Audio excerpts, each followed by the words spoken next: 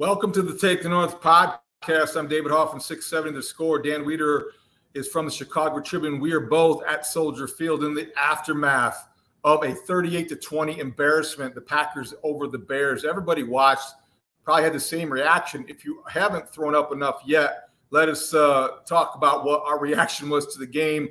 We had to file stories. We are still here. But, Dan, how do you begin to put that one into perspective? I think overall, there are a range of emotions. I think it begins with just, for me, overall sense of disappointment.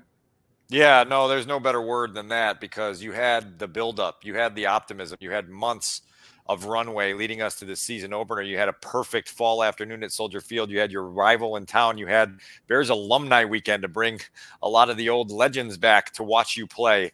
And then after halftime, you completely laid an egg. Jalen Johnson said it best in the locker room, David, after the game. He said it felt like they whooped our asses in the second half. And I will not dispute that, because the Packers came in here and whooped their asses in the second half. And the final score is 38-20. And it's nothing short of disappointing.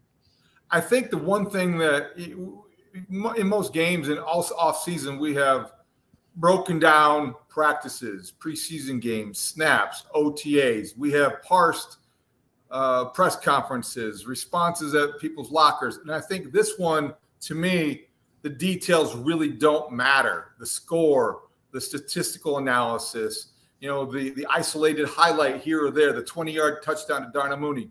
Overall, what's most troubling to me and maybe most disappointing is that this Bears team wasn't ready to play. The Packers were. In the NFL, that gets exposed. And I know it was just a season opener, but coming on the heels of a 14-loss season that was historically bad, the Bears were the last team in the league, literally and in every way, that had any reason to show up on the opening game of the next season and be as shoddy and sloppy as they were. Yeah, the details were lacking, and they were lacking all afternoon. And I said to Brad Biggs and Colleen Kane in the first half that they were making a bunch of little mistakes early that are the kind of mistakes that get you beat in a close game. Well, then in the second half, they made the big mistakes that get you blown out of the building.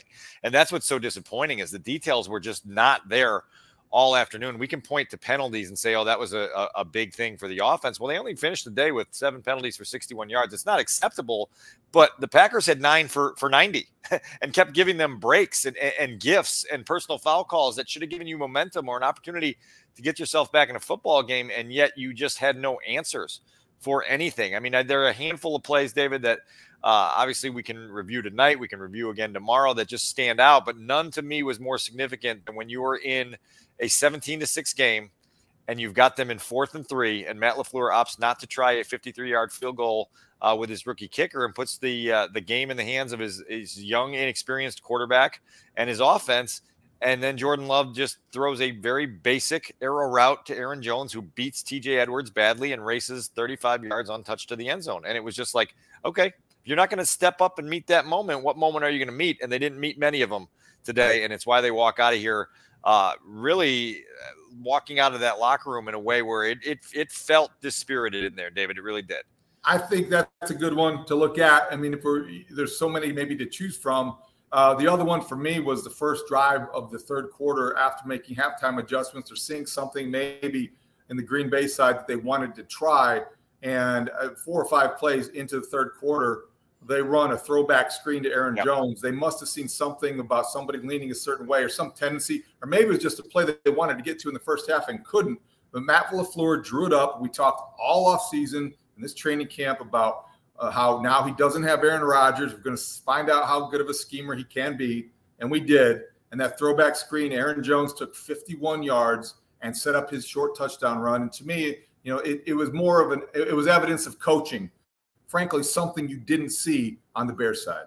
Yeah, no, and that play was blocked up well. And we go all the way back to the start of the game. The Packers take the lead for good early in the game because the Bears failed to convert 3rd and 1. And then they failed to convert 4th and 1. There's an opportunity to try and sneak Cole Kmet. It goes nowhere. There's an opportunity to sneak Justin Fields. It goes nowhere. All of a sudden, you've given the Packers possession in plus territory to start the game, and they go down and they get themselves something out of it, and you never got back on top. Now, look, it was 7-6 toward the end of the first half. You're still in a game. You're still in a game at halftime. You just got to find a way to dig deep and get it. You and I talked all last week about areas where they needed to improve. One of the things we talked about was Justin Fields being better in the fourth quarter. Well, what happens? He throws an interception, 6 of them a year ago. His first one in 2023 comes in the opener on a pass into cover 2 over the middle where it looked like Quay Walker was in individual drills. It was just like, oh, hey, the ball's right here. I'm going to break on it, gone, pick 6, game over. And over. Man, like those are the mistakes that we were promised weren't going to happen with the quarterback in season 3 and an offense that he understood. Decisions late, the throw goes the wrong place. Justin owns it after the game and says, look, I probably need to either throw it to DJ more down the sideline and make that a him or nobody throw, or even check it down to Roschon Johnson or Cole Kmet. He did neither. He threw it over the middle to Mooney into a window that closed on him, and then the window closed on the Bears, and it was a funeral for the rest of the afternoon here. Back to the penalties. I know there were only 7 of them, but I think, Dan, what stood out was that there were false starts on successive plays in the same series that put the Bears in a very difficult spot back when the game was close. I also think those mistakes came on the heels of what I feel like was a boneheaded call on 3rd and 1. You've got the opening drive of the season, and you've got an opportunity to make a statement. You spend all offseason long. What are we going to do in our first 3rd and 1? What are we going to do in our first short yardage situation? I'm sure they had seminars over that. You bring in all sorts of brain power. Oh, here's what we're going to do. We're going to run our tight end in motion. We're going to put him under center. We're going to take our best player out of the mix, and we're going to have him take a snap and try to get a tough yard against Kenny Clark. Let's do that, guys. Who does that? To me, no, I mean, Matt Nagy does that, and Matt Nagy did that, last week during his time with the Bears, and it just, that one wasn't great. I mean, look, like they'll have reasons for it, and they'll say that, obviously it's something that the Eagles did successfully for a while last year, and there's a lot of different variations of what you're doing there. But to your point, you've got one of the most dynamic runners in the NFL that can do something for you. You also have a back in Deontay Foreman who was signed specifically to get you tough yardage, a big bruiser that you just hand it to and you plow straight ahead. I don't know. Bad day for the offensive line. 4 of those penalties were against Braxton Jones. We've asked that guy to be judged in 2023 as a starting left tackle rather than a 5th round pick out of Southern Utah. And, it just didn't match up today. They were just lacking. DJ Moore catches back-to-back balls in the second quarter on the drive. 46 other passing plays the Bears ran during the game. The ball never came his way again. It's hard to stomach. Chase Claypool, non-existent today. So they've got a lot to clean up. I wrote at ChicagoTribune.com, David, that, as gross as that 2019 loss was in the 100th season, this one feels like it's going to be harder to get back up from because of everything that we thought that this team was going to be and then what they showed in the opener. Now, look, we've both been around long enough to understand there's 17 more weeks, 16 more games. This hopefully is a one-off, but, man, it just feels like this is going to be a tougher cleanup process than most. Well, I don't disagree with that. And on 670thescore.com, I wrote that on Overreaction Monday, my overreaction might be to wonder, are the Bears the worst team in the NFL again? Because that is an overreaction maybe to what we saw, but it's not an unreasonable one based on what we saw. This is a bad football team that wasn't ready to play. Makes me rethink all about preseason and their approach. They weren't ready because they didn't have game actions, any simulation. Braxton Jones, things were happening very fast, too fast for him. I don't know close enough how Nate Davis played. That offensive line was not strong, and Justin Fields wasn't necessarily sharp. He wasn't necessarily bad. He was okay. But here's the other thing, Dan, and I think this is a bigger picture thing that will be worth examining on the pod, on the radio, in print. When we talk about Justin Fields' next step, it's got to be as a downfield passer. Everyone talks about the same thing. Yeah. The Bears are telling us that they don't believe that he's capable of being that guy because they called the game like he was a game manager. Like their passing game way too horizontal than it was vertical. And even if they were calling, they weren't taking shots down the field or giving this quarterback a chance to make those plays. Well, with a little bit of context there, I will say that they just got themselves behind the chains too often. I went through the game book, and it was on 7 of 12 possessions that they wound up behind the chains at some point. So you're facing 1st and 20. It is 2nd and 17. It's 3rd and 14. It's, you just keep getting yourself in these situations where, like Cole Kmet said, we had some good plays. We picked up 8 yards, but we just went from 2nd and 20 to 3rd and 12. So it doesn't feel good, because you're constantly trying to make up for the messes you already caused. That was part of today, where they just, I think they got out of rhythm because they got behind the sticks, and you lose some of the options to call some stuff. The other part about this is, like, you see in Justin some of the criticisms that have been league wide now for more than a year, where there's just, it's not there. He's not seeing it fast enough. The anticipatory throws aren't there. He tucked and ran 7 times today, and we want to see less and less of that, because we want either one, for you to rip one of your first couple reads, or if you're going to kind of move around the pocket, keep your eyes downfield and make one of those downfield throws. Get in a scramble drill. Use those gifts to create plays in the passing game. There was none of that created today in the passing game. Justin just tucked and ran, and I think what he wind up with 59 rushing yards today. It's one of those, like, look, like, we know you have that, but it results in what it results in today. The offense never gets going. The fluidity isn't there. The other one that bothered me was the sack that Lucas Van Ness had on him early in the game, where you're now inside the red zone. You've got to make sure that you give yourself every opportunity to get in the end zone there, and you take a 7-yard loss that then puts you back at the 11-yard line instead of the 4-yard line. That ball's got to go up in the second row of the seats, and you've got to have a short yardage play on 3rd down that helps you get in the end zone. There are mistakes that are repeated mistakes from a year ago that shouldn't be repeated mistakes, and it's going to get really ugly in the city really quickly if they can't get all of that wrapped up, cleaned up, shored up really quickly.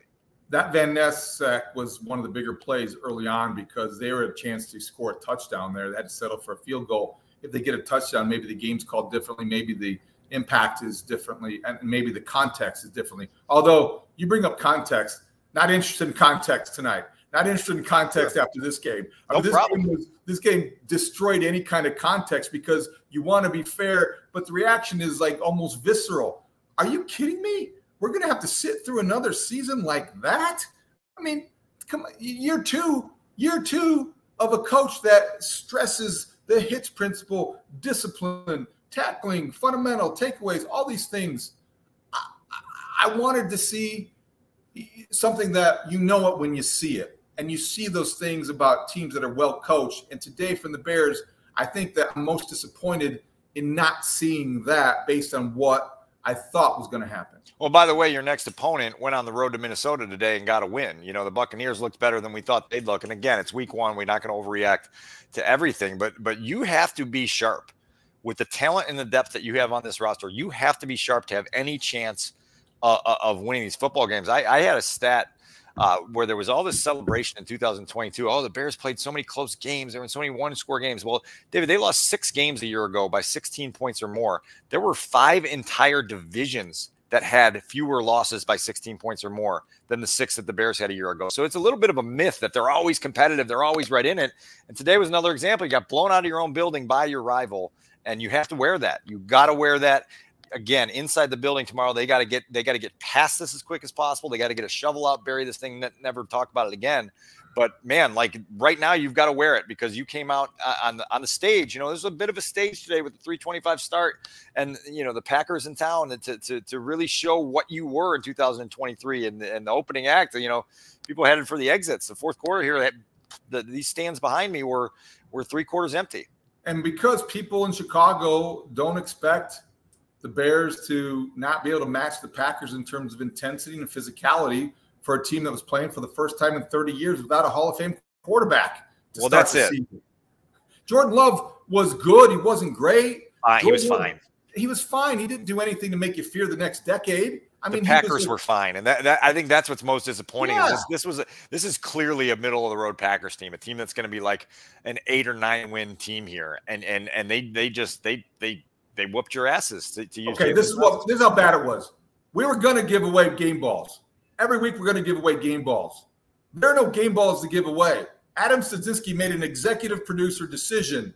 Stud says no game balls, so I am with no game balls, because if there is an optimism that could be left to found in this one. He would find it, and he can't find any. Yeah, there's no game balls today. There's no game balls. What are we giving the game ball away to who today? Roshan Johnson for getting his first NFL touchdown and looking like he's the only guy in the field that cares to be there.